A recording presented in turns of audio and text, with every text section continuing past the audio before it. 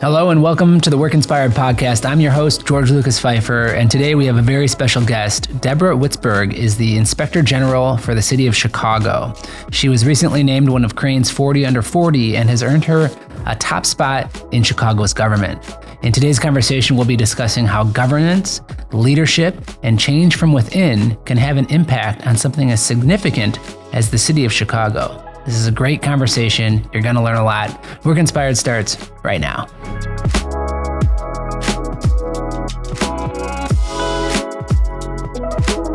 Well, Deborah, thanks so much for being here. So excited to speak with you today. Appreciate your time being on Work Inspired. Of course. Thanks for having me. So let's start by you telling us your professional story. How'd you get to where you're at today?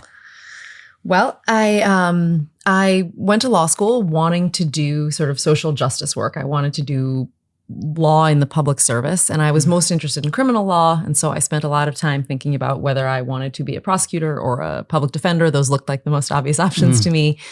I went to law school here in Chicago. I went to Northwestern. And during my first summer of law school, I was a law clerk at the Cook County State's Attorney's Office in an effort to kind of test the waters and see what that looked like. And I did a lot of incredibly interesting work there. And I was really drawn to the victim service component of working as a prosecutor. It really, I had some really important and influential mentors early in my time as a law clerk there, including one person who, I had a lot of conversation about this idea of kind of which side of the courtroom I wanted to land on and how to best work in the public interest in the context of criminal law. And one of my great mentors in that office said, there's one person in a courtroom who gets to stand up and say, I'm here to represent the people of the state of Illinois. Do you want that to be you or the other person? Which I thought was good advice. And I wanted that to be me. And so I stayed on in the state's attorney's office all through law school. And then I went to work there as a prosecutor after I graduated. I did that carrying a lot of concern about the way the criminal justice system worked then, works now in Chicago and Cook County and more broadly. In the end, I'm a believer in change from the inside. And it struck me that if no one is worried about a system being broken, works inside the system, then it stays broken. And so I did that work for about 5 years. And then I knew that it was time to do something else. And I was still there. I was still doing that work here in Chicago when the Laquan McDonald video was released and when this sort of wave of police reform efforts kicked off. And it struck me that in my work as a prosecutor, I had from up close, I had seen sort of the best and the worst of policing. I knew and work with now, really good and honorable police officers, people next to whom I was really proud to stand in the courtroom. I also had seen a lot go wrong. I had seen people get treated badly. I had seen bad outcomes. I think, as a prosecutor, you have the experience exactly once of having a police officer on the witness stand and hearing them give you an answer that in your bones is a lie. And then you never forget what that feels like or how sort of frightening that is in terms of the integrity of the system. And so with that experience that I had this very up close view of policing and had learned a lot about kind of the operational reality of criminal justice, I felt like there was work to do in police oversight and police reform in Chicago, and that I was well situated to do it.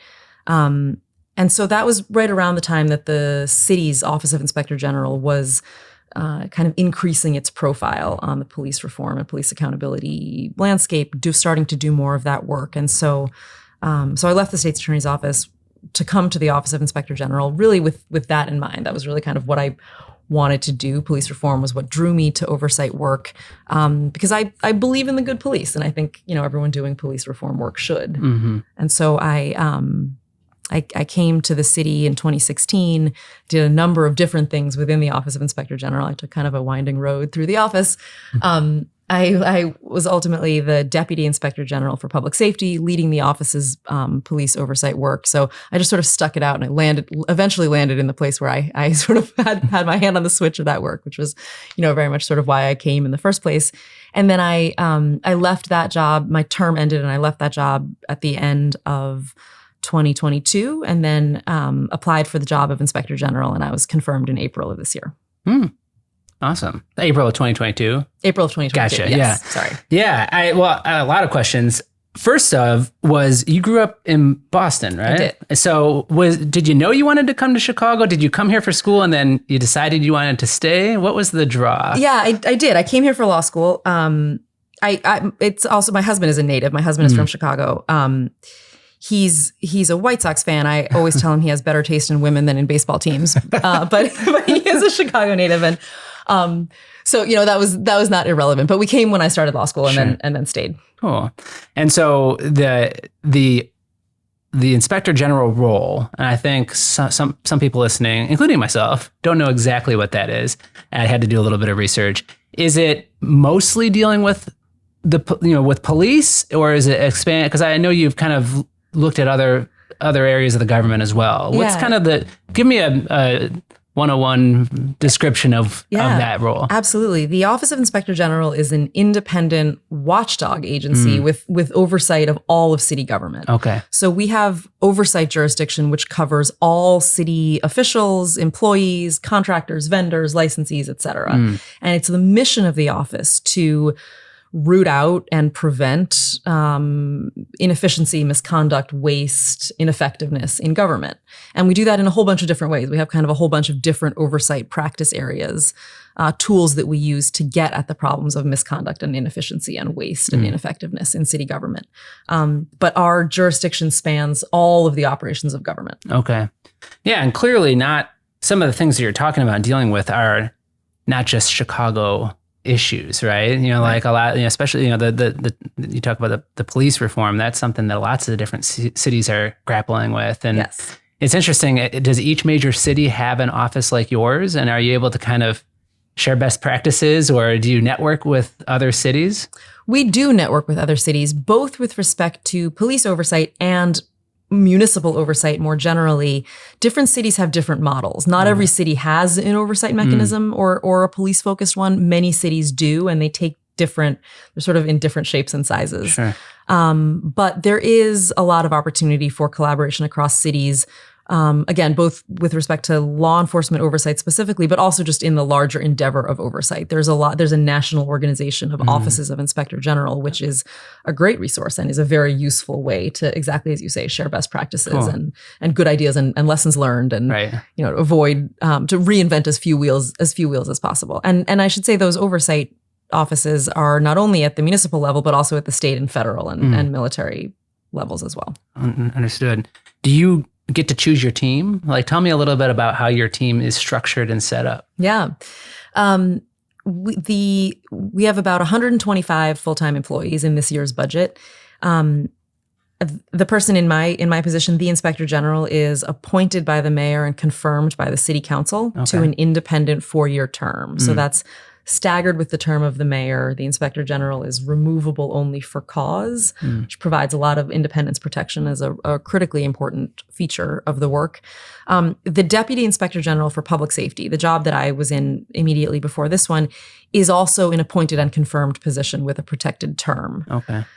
Every other position in the office is just a hire. Those people are hired.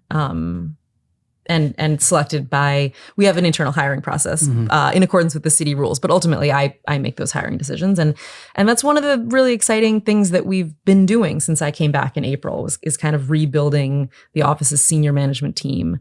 And it's now full of extraordinary people. Excellent. We talk a lot about workplace and workplace culture and ways of working on this show because we do in commercial interiors. So I'm interested to know, you're appointed into this role.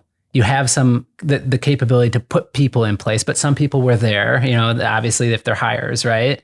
Before April of last year. So tell me a little bit about how you find the right people, keep the right people. What's the culture like in your office? Yeah. Totally objectively, I think it's a really good culture. In terms of finding the right people and putting them in the right places, that for me has been an exercise. And I think it must be that this is true in all workplaces. That's an exercise in finding the right balance between maintaining institutional knowledge and avoiding sort of habit-driven work. There's, we need new perspective and innovation and creativity, and we need to balance that against deep knowledge of our institutional practices and the history from which we've come. And so that's sort of where I have aimed in building the senior management team, is to strike a good balance between those things. People who have been there for a long time and learned a lot of lessons internally, and people who come from a wide variety of external places and bring with them the benefits of that experience. And I think that is working really well in terms of the culture of the place. We have an incredibly impressive team, both at the management level and throughout the office. It is my favorite experience of the day to look around a lot of different rooms in that place and recognize myself to be the least smart person in the room. That's a very good place to be from a leadership perspective. And I think we work really hard, and we this is mission work. This is mission-driven work. And I think in thinking about managing incentives and motivation and so on, there are lots of things that are not available to us in the public sector in terms of motivating employees and keeping them engaged and recruiting and keeping good people. We pay people a living wage, but nobody's going to do government work for the salary or the flexibility or the glamour of the work, for that matter. But we do, but people come and they stay for the mission. And I think that the people who are most successful in our work are those people for whom the mission of the work is the primary motivator. That makes for a really wonderful place to work, because people are there for really good and important reasons. And, I think my perspective on how we go about this on a day-to-day level is that we take the work really seriously and try hard not to take ourselves too seriously in the process. That's important. I was going to ask you about that. I think you were recently named one of the 40 under 40 for Cranes, and the line about your work being a complex, highly emotional snake pit of conflicting special interests. I was going to say, why did you choose that role? But it's clear. Sounds so appealing when it's described that way. But it does. I mean, it's clear that I liked what you said earlier. A lot of people talk about change, right? Or they talk about, Chicago's got a lot of corruption and there's so much wrong. But you put yourself in a space where you can do something about it. And if you find people on your team that feel the same way and are there for that reason, then that seems like that would be the foundation of a great culture, because you're all rowing in the same direction already, right? Yeah, I think that's exactly right. That's exactly right. And when we're doing this right, there's a lot that we disagree about internally in the process in terms of approach and strategy and so on. That's what makes for a good and productive and challenging team. But that's exactly right. We are pulling in the same direction, and we're pulling in the direction of the mission of the work, which is at bottom to make this city more closely resemble the one its residents deserve. Exactly. And that's one thing that I think is important to point out when you talk about culture. Everybody having a goal, everybody seeing the end game and being part of the same team to get there is so important. But yes, difference in opinion.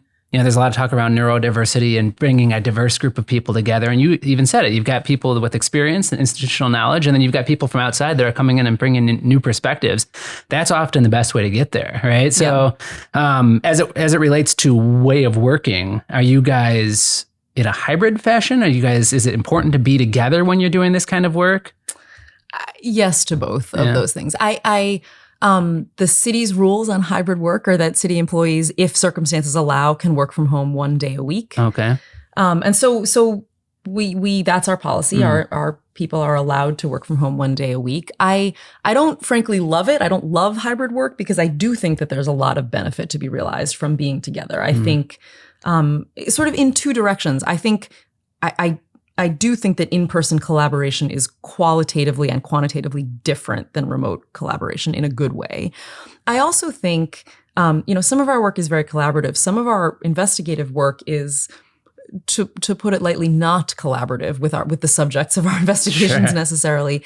And it's really hard to do things like make credibility assessments remotely. It's really hard to conduct investigative interviews over Zoom. That is just much of what we know about how to do that well and how to kind of determine whether people are being forthcoming and kind of read all of the cues in a room. Those things are hard to do remotely. And I think, trying to do those things remotely makes us less effective. One of the things that I worry about kind of approach to work and the form that work takes is that oversight is sort of a special beast in that we spend an awful lot of time telling other people how to do their jobs. Mm-hmm. I think that's certainly true in management and other places as well, but that is sort of our whole reason for being. And I have sort of institutional credibility concerns about us telling city workers who are outside working on the street every day, and we're telling the police officers and the garbage collectors how to do their jobs from our living room couches. I worry about that from an institutional credibility perspective. There's balancing to be done here because, again, in the interest of getting and keeping good people, we also need to have kind of quality of life protections in place. And so this is one of the many management endeavors in which, nuance and balance and compromise is probably the right approach. And it is, I think, one of the single most hottest topics in our industry right now is what is that balance? Like right now, I think I saw a statistic yesterday that was companies 500 employees and over are averaging 2.1 days in the office a week. Smaller companies are 3 point something.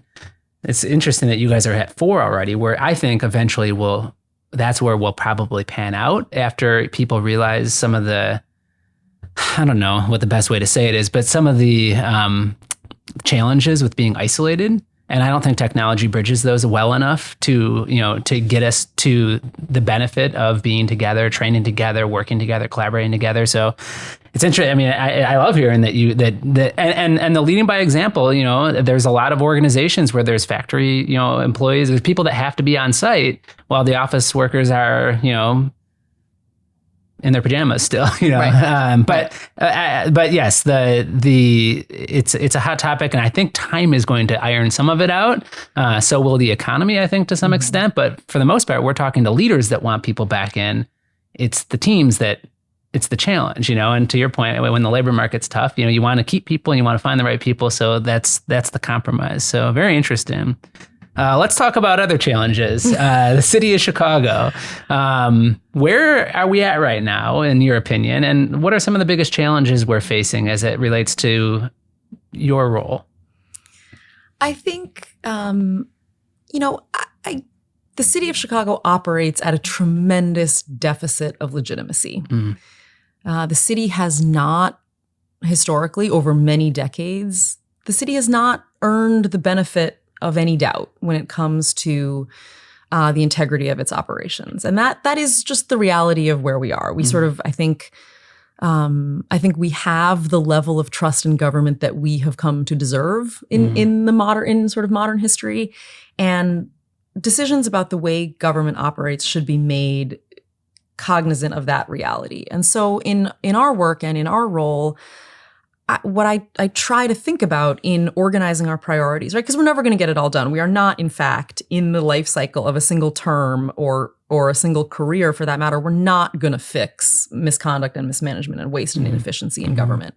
And so this is an exercise in priority and determining where to sort of expend our oversight resources. And so the animating principle there for me is to think about where we can direct those efforts, where we can most effectively pay down that legitimacy debt, where, identify the causes which are the primary drivers of mistrust and distrust in government and do what we can to make a little bit of progress in those areas. I think which areas we identify in terms of those priorities evolve over time. But that, to me, seems like the right organizing principle. Sure. How is I'm thinking about the snowball effect of something like crime, and you talk about police reform and the relationship that the government has with the police department or the police have with the citizen, with the residents, and thinking about crime and some of the problems Chicago has with crime, or just the reputation it has with crime, and that potentially either causing a company to leave and move their headquarters somewhere else, or prevent somebody from moving in, which then prevents jobs from being formed here, and assuming those jobs are not remote and can't be hired in. But I've heard a lot about the case for Chicago, great education, great cost of finding a workforce, great cost of living for the most part, the Midwest, values. I mean, I heard it last week referred to as a great magnet city. So, like there's still a lot of drivers, but then there's obviously some reasons why people are hesitant to build their businesses here. So it seems like you're in a position with kind of being at the center of that, I don't want to say PR, but that reputation, to really enact a ton of positive change. Is that kind of, I mean, it seems like a lot of responsibility, obviously, but that's why you wanted the job, right? Yeah, I think that sounds right. I think in terms of the challenge, and like from a reputational perspective and a kind of, public perception perspective, street crime is certainly a piece of that story. Sure. So is government misconduct and corruption. Sure. And the kind of crime that happens in offices and in city hall and in courtrooms and so on. And Chicago needs to be reckoning with all of those challenges. And I think, when people talk about the Chicago way, they don't mean it in a positive. They don't mean it as a compliment. Sort of like when my mother tells me we get the children we deserve. Like, she doesn't mean it as a compliment. But I think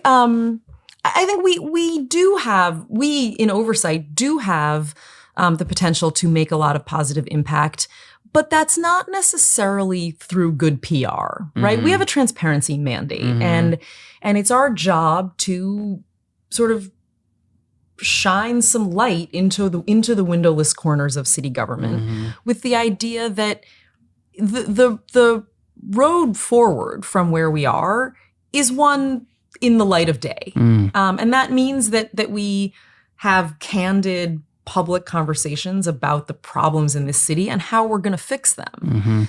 And I think, that's the path forward from here. I think there's a tremendously strong case for Chicago. I love this city. It's the place my children are from. It's the home I chose. This is a city worth fighting for. There's a fight to be had for sure. How long will it take? I think the arc is really long here. The challenges that we've talked about with, the legitimacy of our city government, those are decades and really generations in the making. And the arc of reform is equally long, I think. That's a sort of challenging reality, which does not excuse us from doing everything we can to make it better in the short run.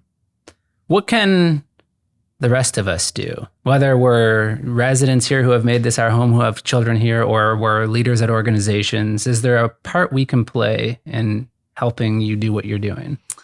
I mean, always yes. That's my favorite question. I think that government transparency and accountability is a two-way conversation, and it depends upon people being interested and engaged.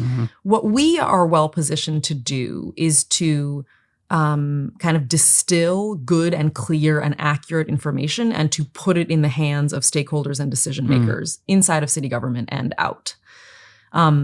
The effectiveness of doing that and our impact in doing that is dependent upon people taking that information and using it to make good and well-informed decisions, whether that's in the legislative body or at the ballot box. Makes sense. We talk about, before we started recording, we talked about how in the last few seasons of the show, we talked a lot about things that were very time sensitive because of the pandemic and the rapid nature of change. Now that we're kind of emerging from that, and being able to look a few years down the road, where do you see Chicago headed 5 years from now, 10 years from now? What's the vision, and are you optimistic that we'll get there? I am optimistic. Nobody who is not in their core an optimist has any business in this work. Also, I was a Red Sox fan in the 90s, and so I come by optimism, honestly. I think that what we can hope for and what we should be working for is the idea that in 5 years or 10 years, we are living in a city where people have reason to believe that people who break the rules will be held accountable. That is, people who sort of abuse the public trust will be held accountable. And that where there are opportunities for the government to serve its people better, we will identify them and move in that direction. And if we can kind of get to a place where we have earned some amount of public goodwill, we're going to get there before we get to solved problems. And so I think that's sort of how we should be thinking about the years to come. So that's the barometer, the public perception. Because I was thinking about success metrics for you, and like the ultimate success would be you can't find any corruption and you guys have nothing to do, right? That's right. So, we work ourselves out of business. Exactly. That's right. But is that what it is? Is it how do you measure progress? Is it when you talk to people, the way they talk about the city? Is it or is it more behind, like case-based type stuff? I think about success metrics a lot and how hard come by they are in oversight and in government work. And that's frankly not in the government context. That's not limited to oversight. I think about that with respect to law enforcement also. I used to think about that as a prosecutor. Like, what does winning look like? It's not about winning one case at a time. Right. I think, but I do think that's probably where the answer lands in terms of oversight and good government work and governance work in general, which I think is both a public sector and a private sector endeavor. I think success looks like people having reason to believe that things are getting better and that people are working to make them better. This is not linear progress. This isn't, it's not that this is a one-way ratchet in a positive direction. Sometimes improving government looks like trying new things and they don't work, and we have enough good and clear information to determine that they're not working, and then we try something different and so on. But I do think legitimacy is what we're after. I think that's the object of the game, and I think that a city which has earned the benefit of the doubt more of the time is the metric of success in this work. And also, it's not just a future utopia where there's no conflict, right? There's always going to be some form of conflict or challenge. It's also equipping your team, the government, your organization with the ability to deal with that conflict effectively, right? So I'm interested, seeing as this is something that you specialize in, do you have advice for people listening who might be looking to use governance or the ability to deal with conflict and change more effectively with their teams? Is that something a skill that you learn? Is it just a personality trait? And I know for you, it's a mission based, calling type of ability. But what are some of the recipes for dealing with change effectively for success? Well, I'm conscious of the fact that we are at the beginning of this effort. And so talking about what success looks like feels a little bit like talking about winning in the second inning. Although, again, as a Red Sox fan, I'm conscious of the fact that you should take opportunities to talk about winning whenever you get them. So I'll take it. I think change is hard. One of the things we talk about in our office all the time is the notion that the two things people hate most are change and the way things are. And all efforts at change, I think, should be approached acknowledging that reality. I think, in terms of managing that change within an institution, I would say two things. And I'm not sure this entirely answers the question, but I think one of the things that I have tried to be mindful of as we make internal changes within our office, leaving aside the sort of change effort outside, is that I think, and this goes back to the mission-driven nature of the work and getting everybody pulling in the same direction. We've tried really hard to strengthen connective tissue among pieces of the office and to avoid internal silos wherever we can. It's another really important piece of the question of the mode of work and how people go about their work. I think that where people are better informed about things that are happening elsewhere in an organization, they are better positioned to see the larger goal and the larger effort, and to be able to draw clearer connections between their day-to-day tasks and the larger endeavor, which is motivating and a good thing. And so I think wherever there are opportunities that can feel inefficient, right? It can feel inefficient to get 20 people in a room to talk about a project and where only some of them are working directly on it. I think that it's really important to resist the impulse to pare those exercises down and to kind of limit the number of opinions that we gather. I totally understand that impulse on a kind of short cycle efficiency view. But I think it's tremendously important that kind of connective tissue across pieces of an organization. I think those things are hugely important. Yeah, and you're right. We've talked to people in all different levels of leadership, and transparency, communication, and listening and acting on that feedback it's a very consistent, recommendation for success. Well, I think, and that's certainly the second piece. The second piece of this has to do with transparency. Again, when we talk about transparency, we're talking about that in an outward-looking way, where we're sort of talking about transparency to the rest of city government. But I think there are also critically important transparency lessons to be learned for kind of internal governance, and this, I think, must be true across sectors. There's a tremendous management benefit to transparency in that silence only leaves room for people's worst assumptions about strategy decisions, why decisions are getting made, why an organization is doing the things it's doing. If we are silent about those things, we're not doing ourselves any favors in terms of, buy-in or agreement or getting people on board, because it just leaves room for, as I say, for people's worst assumptions. That's true all over the place. And I think while there's certainly a need, we take confidentiality very, very seriously in much of our work, but where candor is available, that's the right approach because it serves everybody best. I completely agree. Well, that's some very useful advice. It's great to get that insight into what you are doing. And I mean, I love hearing about it because you do tend to hear, to your point, people are unhappy with the way things are and change. But like you're making positive change. You're making an impact. The passion you have behind it's very apparent. So I really appreciate all that. This next question could be either personal or professional. Okay. But we ask every guest at the end of the episode a few standard questions. And the first is, what's something that you're looking forward to over the next 6 to 12 months? Something in the short term that you're excited about?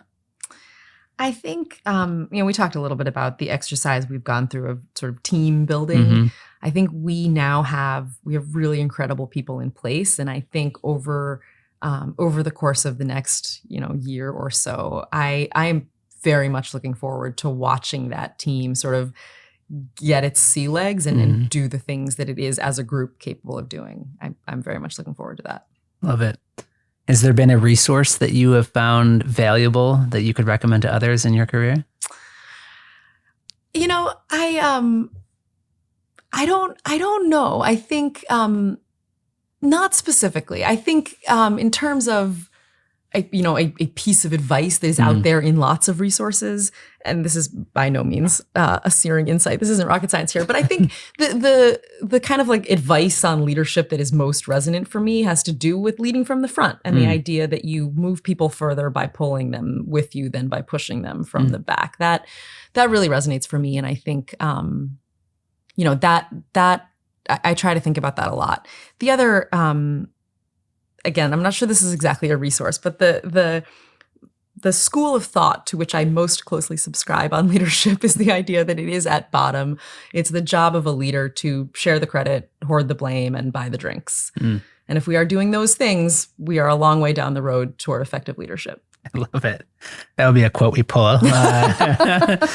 Final question. If somebody is interested in following your footsteps, in the kind of the path that you went, if they're interested in public service, if they're interested in a role that maybe could really be a catalyst for change and positive change, what advice would you give them?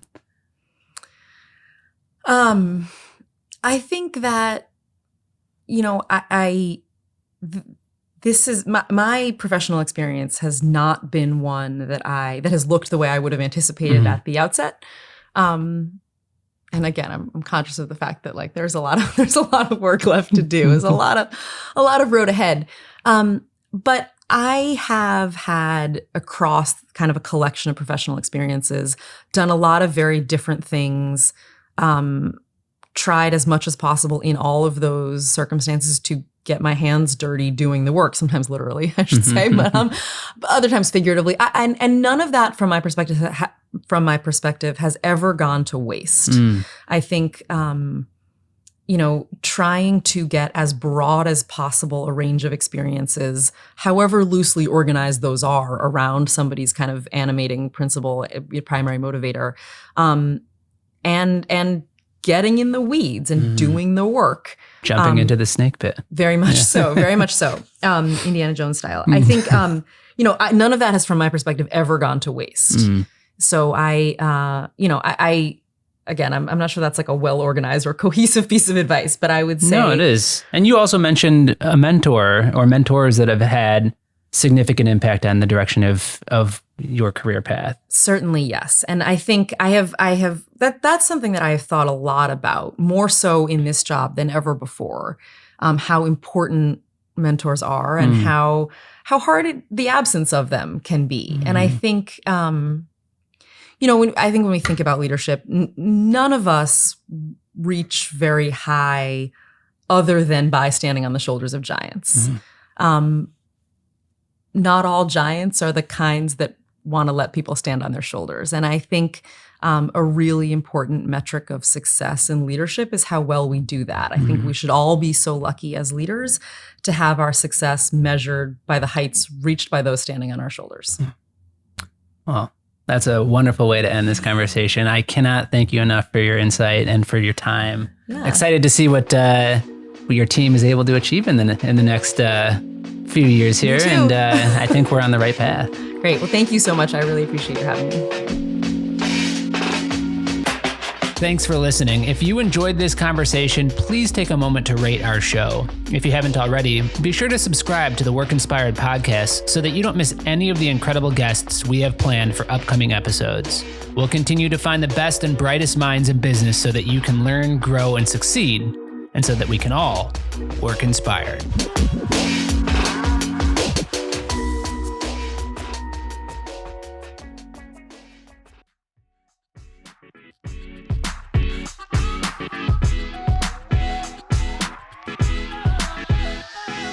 Work Inspired is brought to you by BOS, a leader in commercial working environments and a Hayworth best-in-class dealership.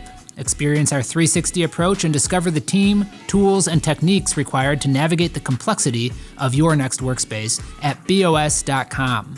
If you have ideas, feedback, or would like to be featured on our show, please email podcast@BOS.com.